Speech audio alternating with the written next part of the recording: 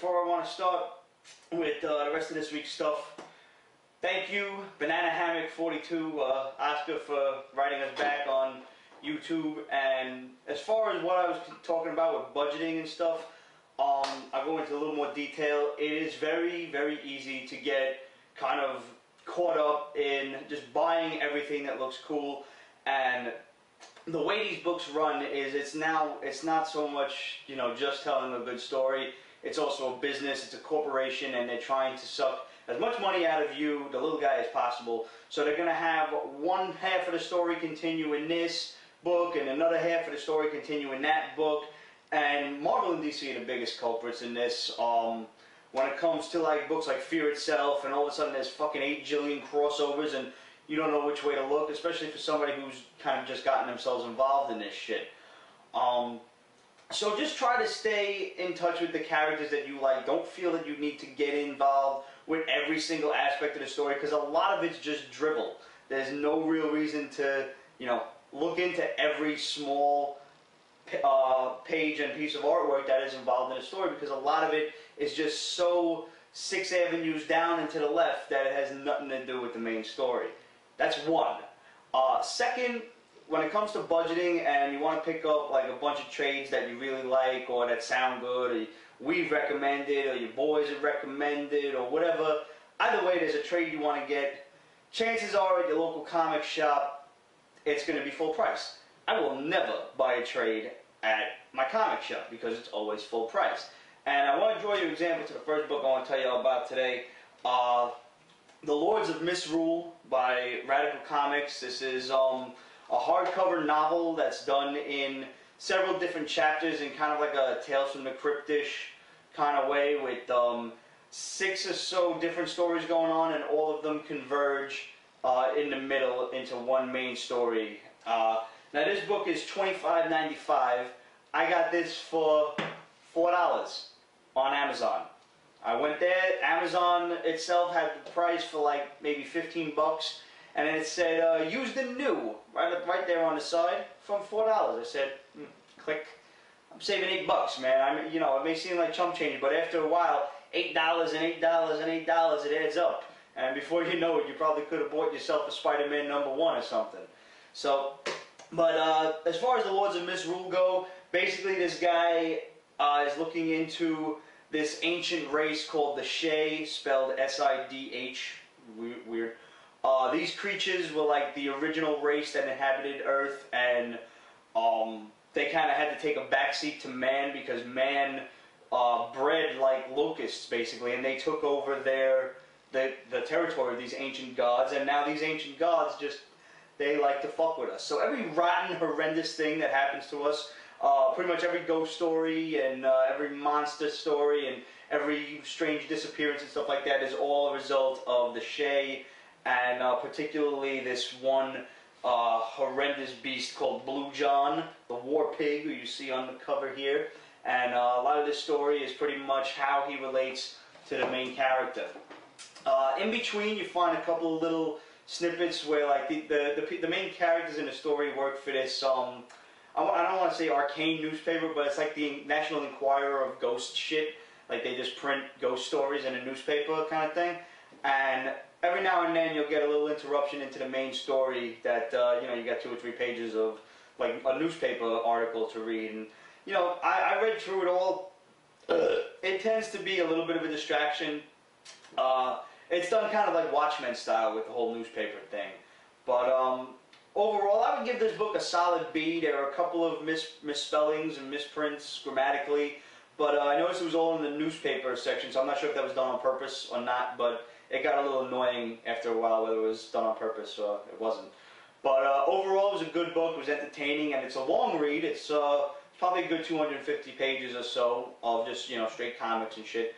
So pick it up if you're a fan of horror stories, if you like Tales from the Crypt and shit like that. You could do a lot worse than picking that up from Radical Comics. War of the Green Lanterns took place in all 3 Green Lantern books. It concluded with issue 67 this week in a hell of a what the fuck moment.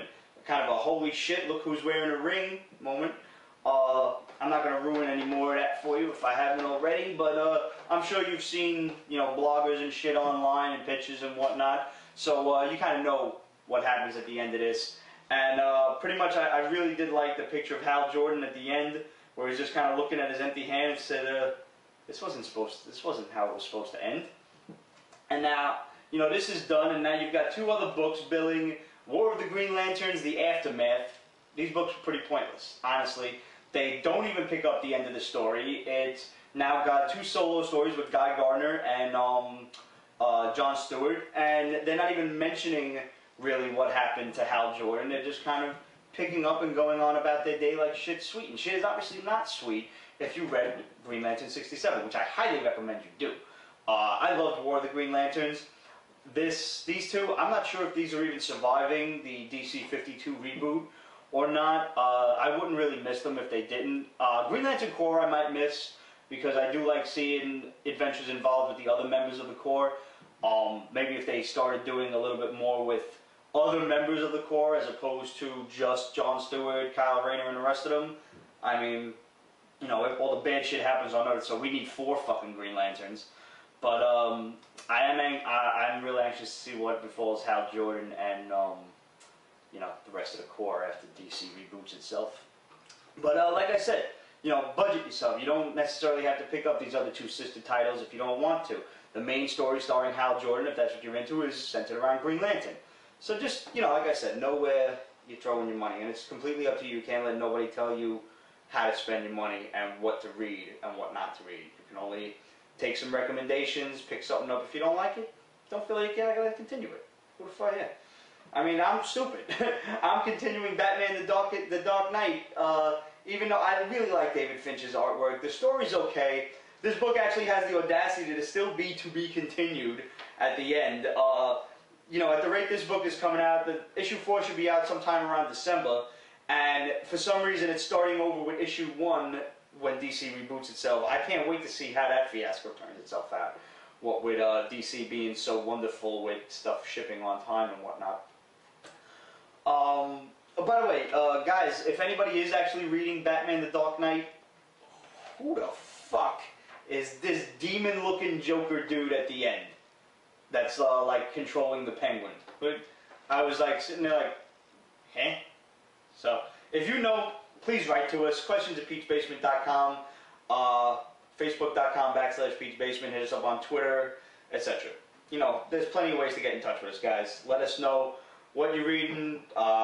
Make some suggestions to us. We love getting that. Thank you again for all the YouTube comments. Also, Oscar, I have not picked up Space Warped 1, and I don't know anything about issue 2, so if you wouldn't mind, if you're watching this, or if anybody else is reading Space Warped, what's it about? I know nothing of it. Also, a little couple of recommendations. Test Dummy wrote to us on YouTube about Hack Slash, bro. Ramon will be able to recommend you that more so than myself. I never read it, but I know Ramon was reading it. As far as any hot chicks in comics go, you can again have that conversation with Ramon. He will be happy to entertain every thought about titties on Facebook with you know, hot comic book broads. We even have an album on Facebook titled Hotness that he is solely responsible for. So yeah, Batman Cacophony. I didn't really care for the book that much. It was okay. It was the whole onomatopoeia guy, and it was all right overall. I enjoyed it. I'm going to say that. If you want to pick it up, you know, go right ahead. I definitely liked the variant cover to issue 3 with the Joker looking all crazy and shit. Other than that, and as far as anything else that Kevin Smith has written, good luck. Kevin Smith's a good writer. He's a great director. I love Jay and Silent Bob movies. But the problem with Kevin Smith when he's writing comics, takes his dear old sweet time. When he first started on Daredevil, that was like the one thing that he did that came out, and then his run lasted 7 issues, and then he was done. He's been writing the Green Hornet, seemingly okay. You know, I'm not sure what delivery time is on that. I'm actually not reading the book. I picked up issue 1. It didn't interest me too much, so I didn't pick up on it. But if you're reading it, by all means, let us know what's going on, and you know, we'd love to hear stuff like that. Other than that, let's go continue on with the rest of DC for this week. Emperor Aquaman. This is actually continuing to be really entertaining. You know, the Flashpoint books are only 3 issues, so it's not too much of a waste of money. But I'm actually more interested in Aquaman in this 3-issue series than I've ever been in my entire life. So, as for entertainment purposes, I would definitely recommend you waste your $9 on Emperor Aquaman. Citizen Cold, not so much. I picked it up because I like Captain Cold. I liked him ever since he was a Super Friends villain in the Legion of Doom. Basically, he's just like an evil Flash. He's an underhanded slime. He's trying to bang Iris West. He kills Wally West. He kills the Pied Piper, and all the rogues are basically after him. I'm trying, you know, I want to like it, but I don't know where it's going. You know, the thing I'm wondering about, more so than worrying, because I could give a fuck less, is how are these things going to play out at the end of Flashpoint, and where are they going to go? Is every issue going to leave us hanging? Is there going to be a finite conclusion, or what? So, I'm like, you know, I'm enjoying Flashpoint. I'm enjoying a lot of, you know, the side stories, which I didn't think I was gonna. But at the same time, I'm really diving headfirst into this, and, you know, I'm, so to speak, I'm not sure if there's water under me, you know? I don't know if I'm gonna crack my fucking head open trying to understand this shit by the time it's done. So I'm hoping for the best.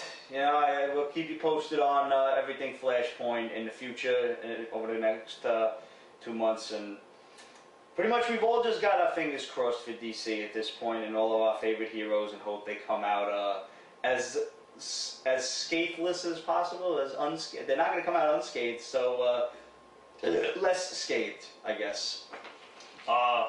Moving on to Marvel, Captain America #1 hits big. Ed Brubaker and Steve McNiven really, really did it. I'm so happy that this book just kept the pace going. I'm glad to see Steve Rogers back in the pinstripes, stars and stripes. Can you tell that I'm just tired? It's Friday. I've had a long week at work. But anyway, you know what fucking sucks is and we had this conversation on Facebook in one of the threads, so if you're not following us on Facebook, please do. We're at like 930 fans, and we'd really like to get to 1,000. And you miss a lot of conversations that go on between us and a lot of other people. But basically, like, Brubaker spent the better part of like 4 or 5 years building up Bucky as the Winter Soldier, and then as Captain America, and he did an awesome job, and it was like possibly the only return from the dead thing, like the only return from the dead character in all of comicdom that worked, short of Norman Osborn returning to save Spider-Man. Well, not to save Spider-Man, but like to save the concept of Spider-Man back during the end of the Clone Saga. But like the return of Bucky was done right. It was one of the only returns that was done right. And fucking Matt Fraction just went and shit all over it in Fear Itself. It was a shitty death from a shitty character, Skadi, in a fucking shitty storyline. And he just like, and it was done in 2 panels. He went out like a punk. Fuck, if I was Ed Brubaker, I'd walk up to Matt Fraction and slap him until he cried. Just saying. But Captain America #1 delivers big time. Basically goes back to this enemy, this dude that was on his side, codename Bravo. This character, codename Bravo, that was on Captain America's side. He was possibly part of the Secret Invaders, whatever. Fucking A. Let's just do that again. Sorry, Steve.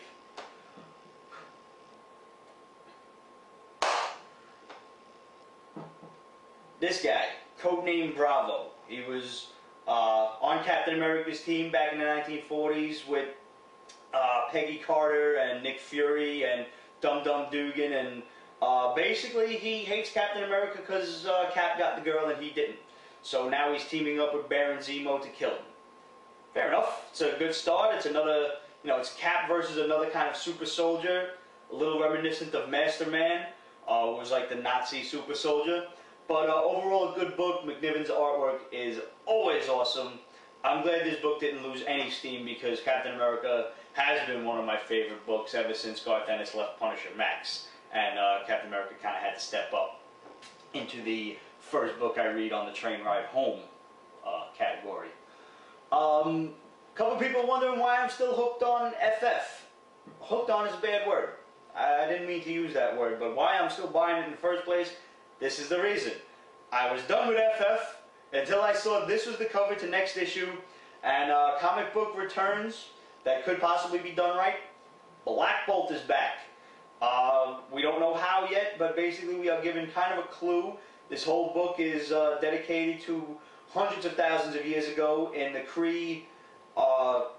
You know, the Supreme Intelligence is conducting all of these experiments. He has his scientists doing, you know, Terrigen Mist experiments on different races throughout the different galaxies that the Kree control.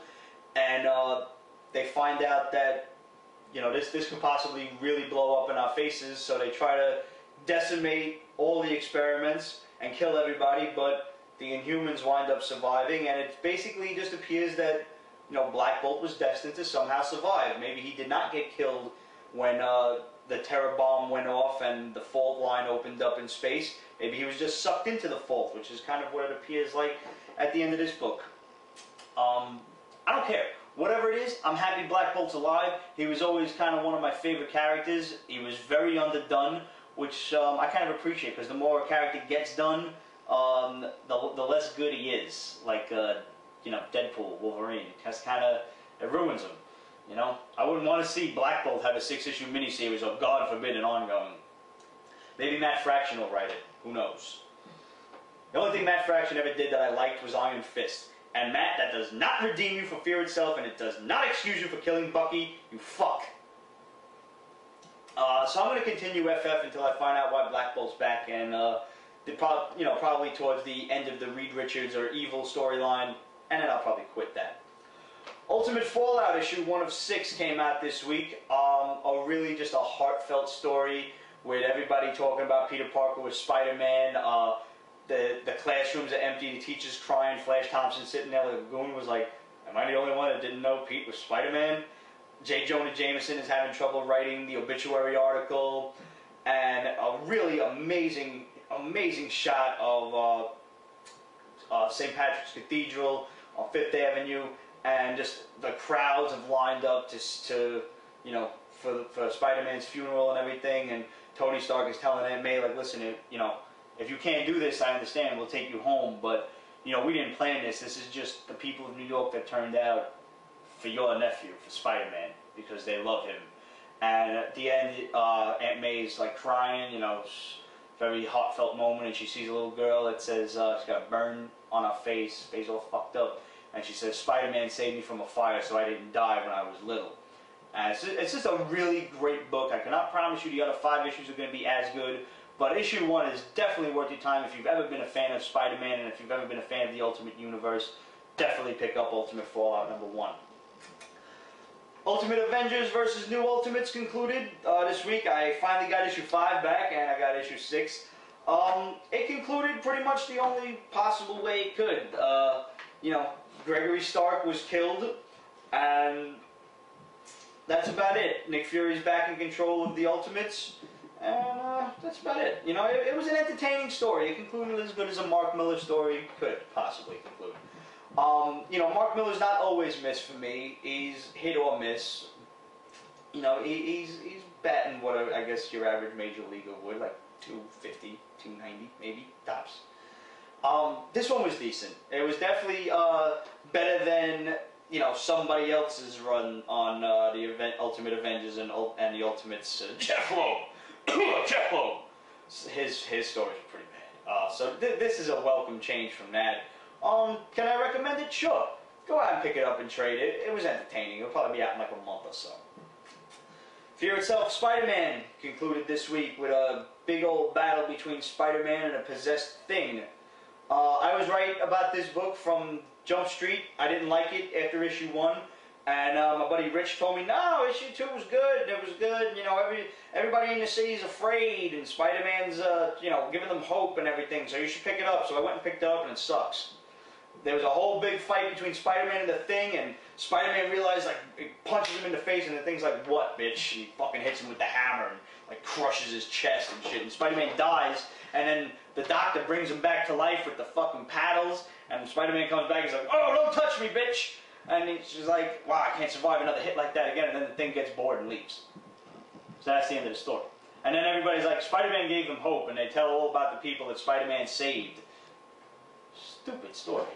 Stupid story. Real quick, Starborn, issue 8 came out, and the only reason I'm mentioning this to you is because we now have our first crossover officially, even though the protagonists of the story have not officially met.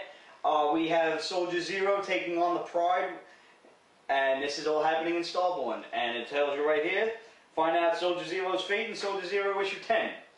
Remember what I said about budgeting?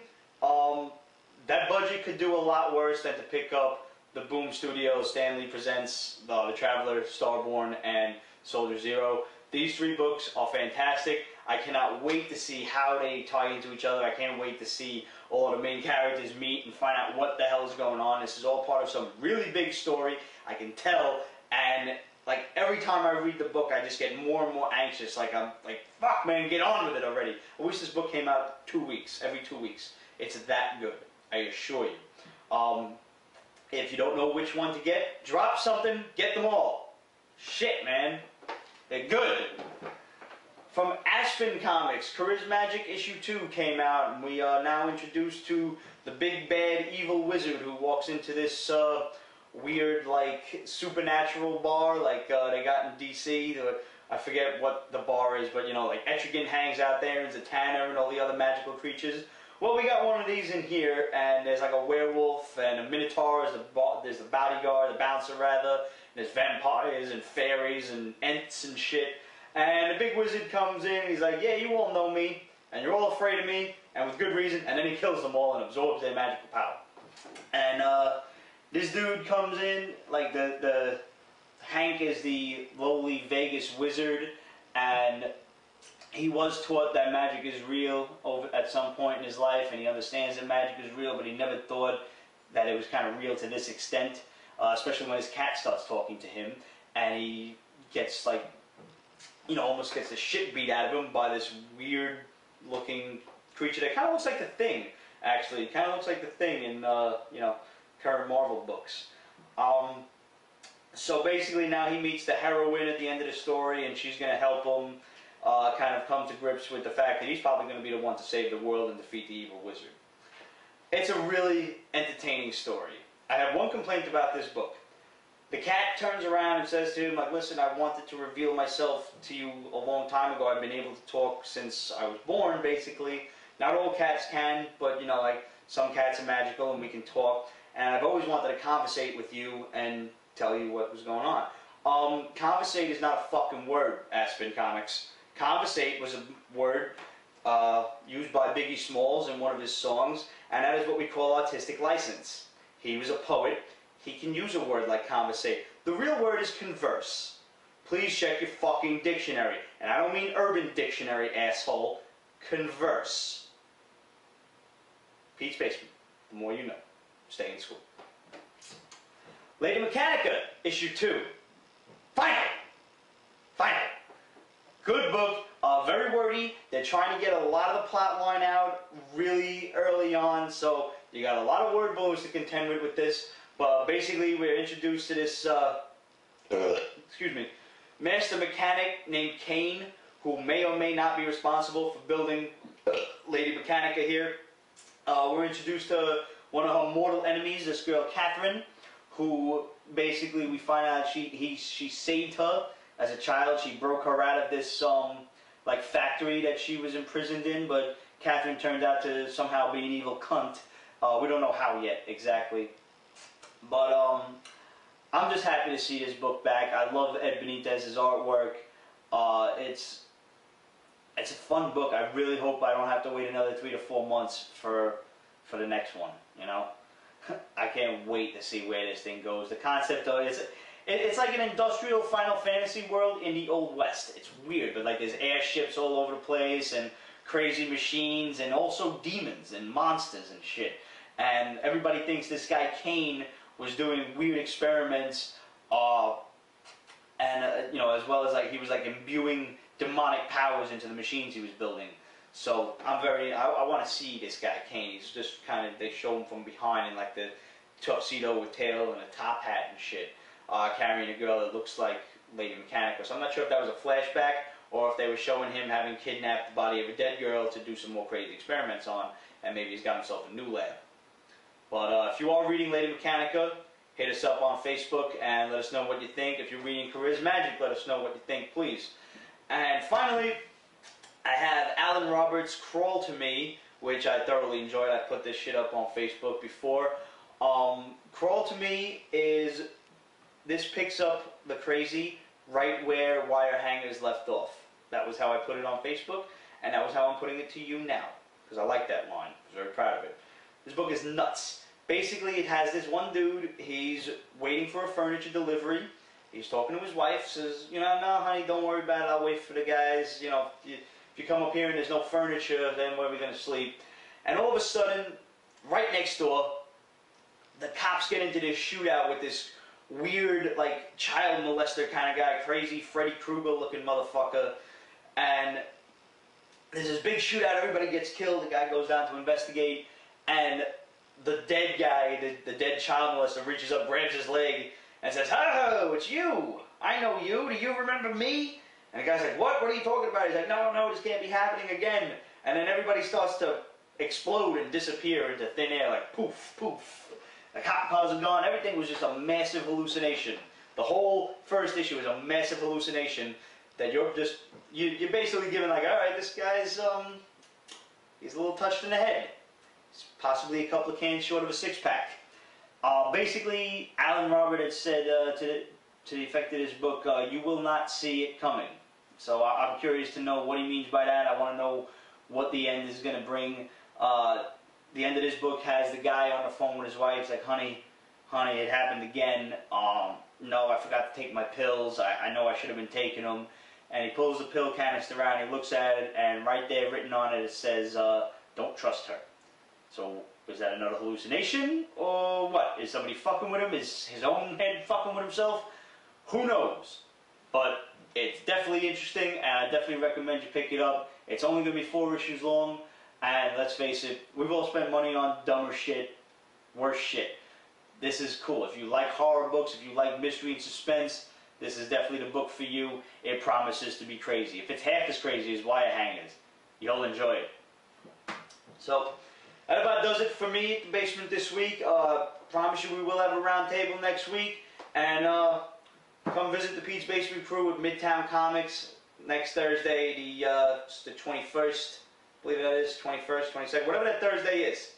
Come see us there at Midtown, Fulton Street. We'll be picking up some comics. So, you know, if you see us, stop in, say hello. We won't be there for too long, but we'll be there picking up some comic books in the evening hours. And I'm going to turn you over to the fellas and see what they got to say and see what they've been reading. I'm sure Ramona's got X-Men Schism lined up. I didn't bother to read it. See you later. Okay, so I'm not going to cover everything I picked up this week. Let Ramona do that. I'm lazy. So if you subscribe to the Haul, you'll see what each of us pick up every week, or plan on picking up that week. And if you notice, I tend to pick up a third of what Ramon picks up, and even lately what Pete picks up. Be that as it may, every week though, almost every week, I'll see something that I wasn't planning on getting it, but I'll get anyway. Just go, oh, you know what, maybe I'll pick it up again. And the Ultimate Fallout was one of those things that I wasn't planning on picking up, but I got. And the reason why I wasn't planning on picking it up, because I think we talked about it 1 or 2 episodes ago, where you have this big event, which is Ultimate Spider-Man's death, and then the aftermath of that event, which I don't always think is necessary. This issue was good.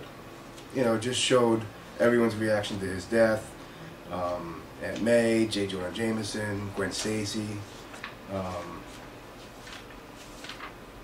Mary Jane, you know. So, and it has like a little part where, which I thought was the best part, where Aunt May was going into the church for the funeral, and there's a little girl who had, you know, burns on her face saying that Spider-Man saved her life. You know, I got a little choked up, I must say. So, it was a good issue. I don't think it needs 6 of them, because it's part 1 of 6. You know how that goes, but that issue was good. FF number 6 had absolutely nothing to do with anything other than Black Bolt and the Inhumans and the Kree, you know, all that space stuff. So I don't. Put it in a different book. You don't have to put it in that book. It's not about. Alright. Cap number 1 was great. Oh, great? No, it was great. I'm getting a little Baron Zemo'd out, but it was good. Art was great. Combination of his art and Woodpecker's writing has always been good.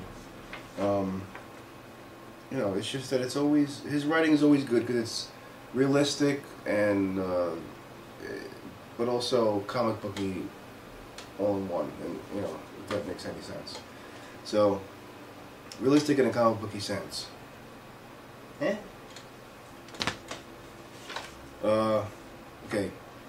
Now the last two are two books that I was picking up and continue to pick up, but haven't come out in a very long time. The first one is Batman Dark Knight number 3. I like it. You know, it's not, you know, it's Bruce Wayne Batman, I believe. And it's just, you know, he's being Batman, and there's no continuity issues as far as I can see. It's just a, you know, story by itself. And, you know, I always like David Finch's art, and he's writing it, and it's not bad. So the only thing is that it came, the last number 2 came out like what, 4 or 5 months ago. So if you don't know, if you don't remember 4 or 5 months back what was going on, you might have to get the other issues, or like you can't just pick this up and, I mean, you could figure it out, but it's best to have 1 and 2. But it seems like it ended that story, even though it says to be continued. It seems like it ended that story arc, and we're going to the next story arc. I'm gonna keep getting it. Then number 4 will probably come out around January 2012, but I'm gonna keep getting it. And then book of the week for me, we've been waiting and waiting, waiting and waiting and waiting and waiting. Lady Mechanika 2 finally came out, and it did not disappoint. Awesome, great artwork, and usually I'm annoyed with a lot of dialogue, but the dialogue in here is so good and so rich and so unique to the characters and the you know, where they live and who they are, that I like it. You know, when it's forced, when dialogue is forced, it doesn't sound right. It's, you know, when they use a lot of asterisks for cursing, like friggin' what's his name does. What's his name? Bendis. I hate that.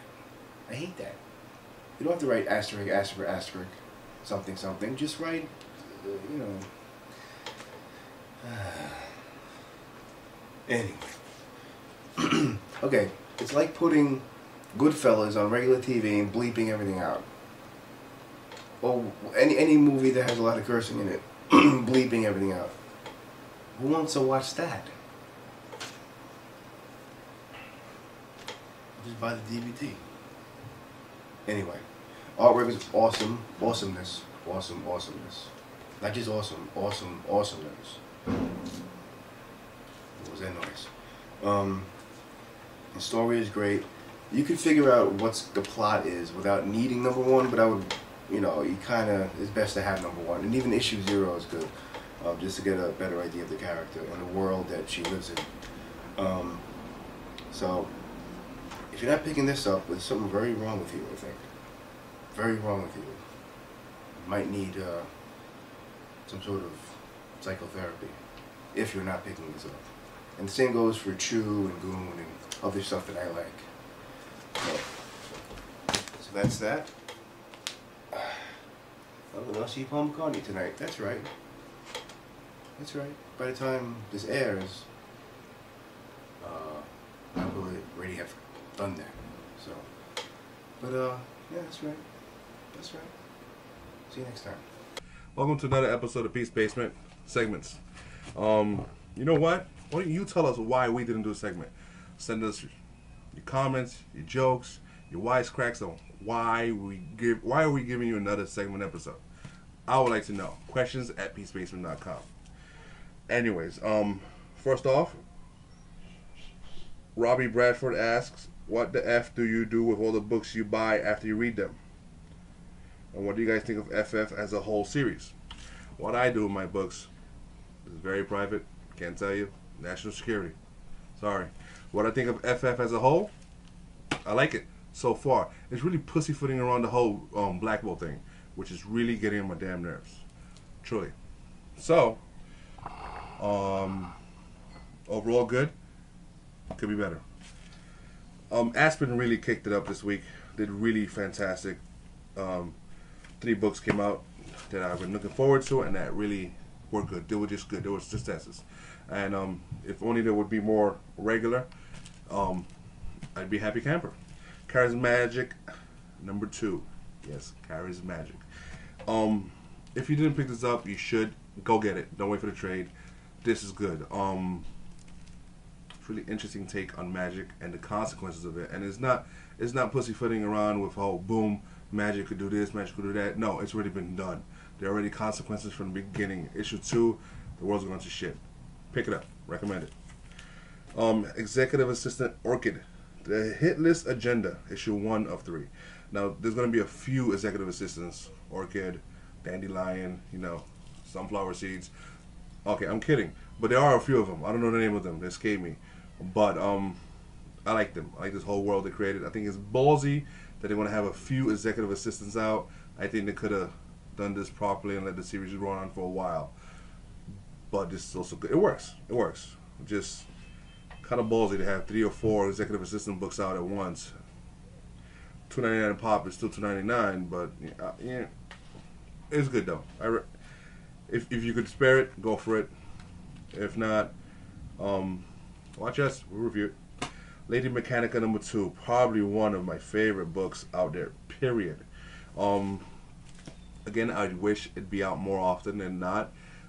0, 1, and 2 have been slow going, but it's a good book, damn good book, and the promise is even better. So, highly recommend that too. Those 3 are fantastic. You know what? HellBoy 2 of 3. It was good, but it's another chapter in the HellBoy series, saga, his life. Honestly, I think HellBoy should be a regular monthly. Just saying. Just saying. American Vampire Survival of the Fittest. Vertigo. Vertigo's killing it. Vertigo's always killing it. Except when it get a little bit too weird. But Survival of the Fittest is fantastic. I mean, such a book. American Vampire is fantastic. Period. So good that even though it hasn't even gotten to like issue 20, 25 yet, it already has like a spin-off miniseries. It's that damn good, and the miniseries is good too. Pick it up. I'm pretty sure the whole basement crew recommends it. We got some DC books. Not reviewing them all. Batgirl 23. Something's gonna happen to her that paves the way for Oracle. I don't know how. I actually didn't pick up Birds of Prey because I'm like, it's gonna end. But after some books this week, I'm gonna go pick it up next week and see what happens. But Batgirl's gonna end. I would prefer her not to, but I'm trusting DC and Gail Simone more specifically to do right by her.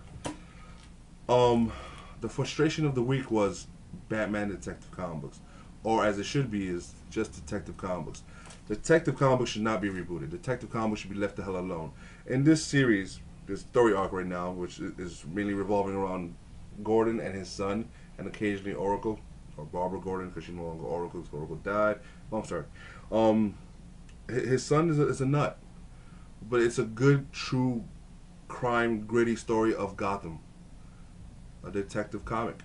It should continue on with this numbering. Same thing with Action Comics. I think DC should just have the balls to continue on those 2 books without Superman and without Batman. There's more out there than just Batman in Detective Comics and Superman in Action Comics. Just saying. You know what I'm saying? You know what? The Flashpoint books that I picked up were Emperor, Aquaman, and Frankenstein and the Creatures Unknown.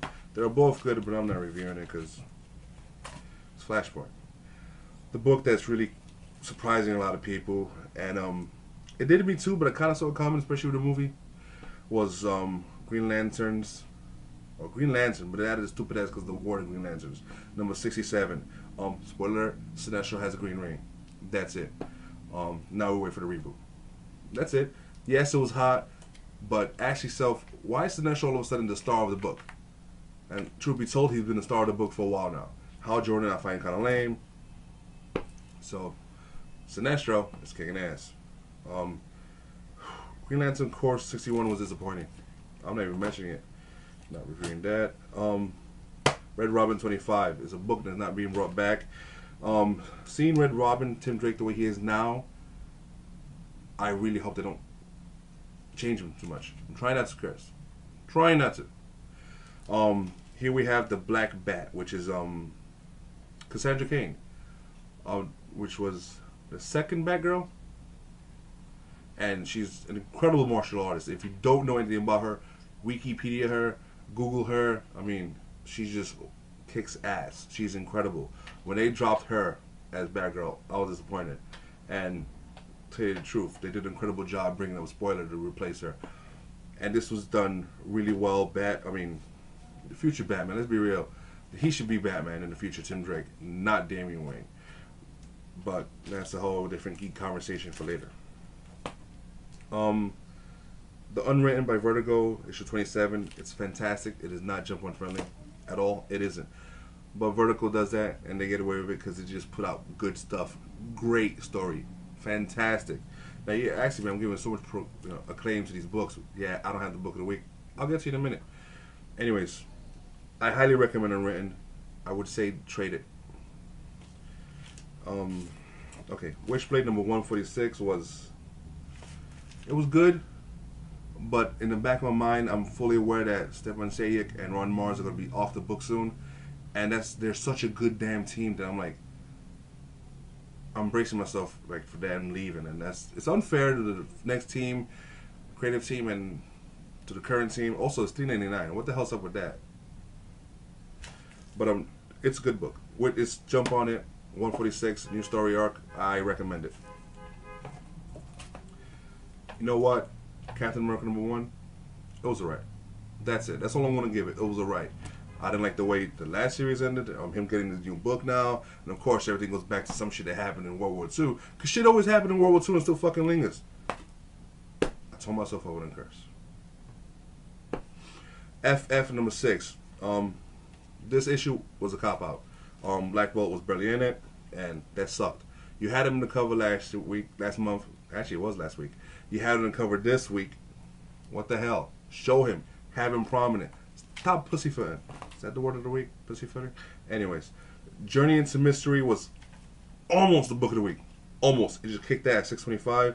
It's Loki, young Loki, being good but being mischievous. It was just damn good.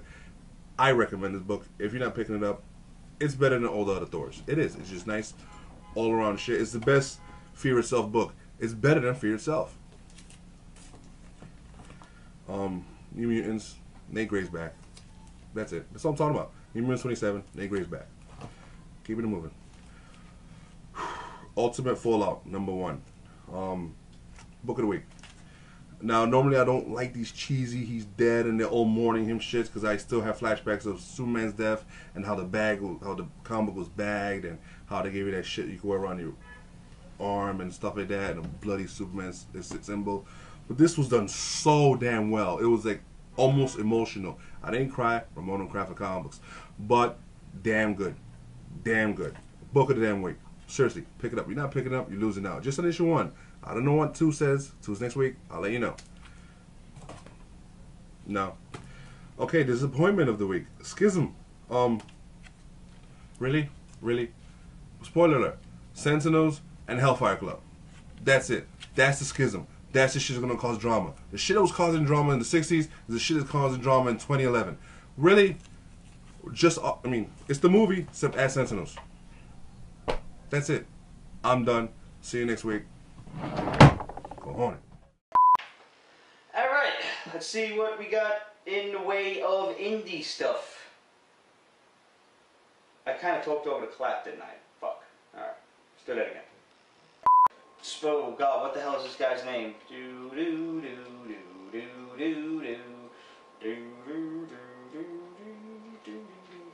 Fucking shit.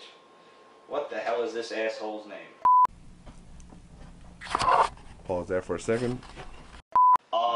Alan Roberts said, I'm sorry, fuck. Try it again.